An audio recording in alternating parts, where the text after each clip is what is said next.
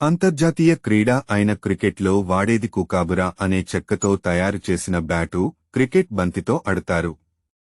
ఈ ఆట రెండు జట్ల మధ్య లేదా రెండు దేశాల మధ్య జరుగుతుంది. ప్రతి జట్టులో 11 మంది క్రీడాకారులు ఉంటారు. ఈ ఆట మొదటిసారిగా 14వ శతాబ్దంలో ఆవిర్భవించింది. ప్రస్తుతం సుమారుగా 100కు పైగా దేశాల్లో క్రికెట్ ఆడుతున్నారు. సాధారణంగా క్రికెట్ను గడ్డి మైదానాల్లో ఆడుతారు. మైదానం మధ్యలో 20 మీటర్లు పొడవు కలిగిన ప్రదేశం ఉంటుంది. దీనినే పిచ్ అని అంటారు. చెక్కతో చేసిన వికెట్లు పిచ్కు రెండు చివర్లలో అమరుస్తారు.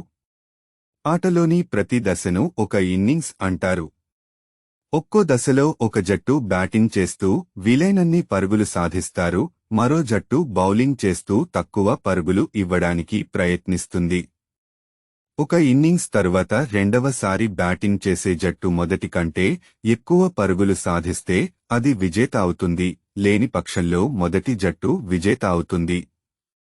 బ్యాటింగ్ చేసే జట్టు ఒక వికెట్ వద్ద బౌల్ చేయబడిన బంతిని బ్యాట్తో కొట్టి ఆపై వికెట్ల మధ్య పరిగెత్తి పరుగులు చేస్తుంది. బౌలింగు, ఫీల్డింగు చేసే జట్టు దీనిని నిరోధించడానికి ప్రయత్నిస్తుంది. బంతిని ఫీల్డ్ నుండి బయటకు రాకుండా నిరోధించడం, బంతిని కింద పడనీయకుండా గాల్లోనే అందుకోవడం ద్వారా బ్యాటర్ను అవుట్ చేయడం వంటివి చేసి ప్రత్యర్థి జట్టును తక్కువ పరుగులకే కట్టడి చెయ్యడానికి ప్రయత్నిస్తుంది.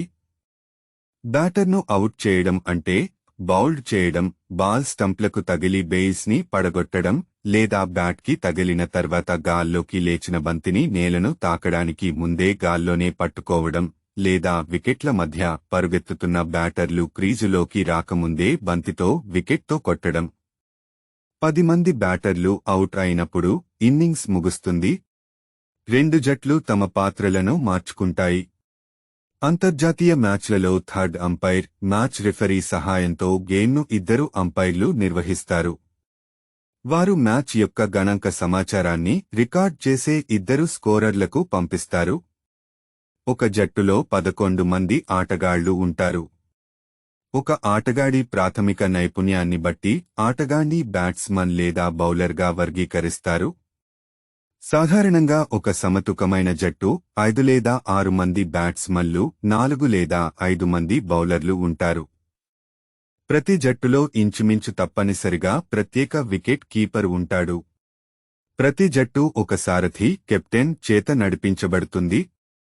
జట్టు తీసుకొనవలసిన తార్కిక నిర్ణయాలకు, బ్యాటింగ్ ఆర్డర్ మార్పులకు, ఫీల్డింగ్ అమరికకు, బౌలింగ్ మార్పులకు సారథియే బాధ్యుడు.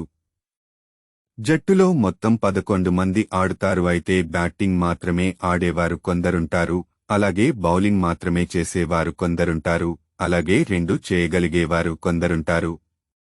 జట్టు బ్యాటింగ్ చేసేటప్పుడు ముందుగా జట్టు వివరాలను నాయకుడు, కెప్టెన్ ప్రకటిస్తాడు. ఆ ప్రకటించిన వివరాలలో ముందుగా బ్యాటింగ్ మాత్రమే ఆడే వారిని ప్రకటిస్తాడు. వారినే టాప్ ఆర్డర్ బ్యాట్స్మెన్ అంటారు. తరువాత వచ్చేవారిని మిడిల్ ఆర్డర్ అని, తరువాతి వారిని టెయిలెండర్లు, బౌలర్లు మాత్రమే అని అంటారు.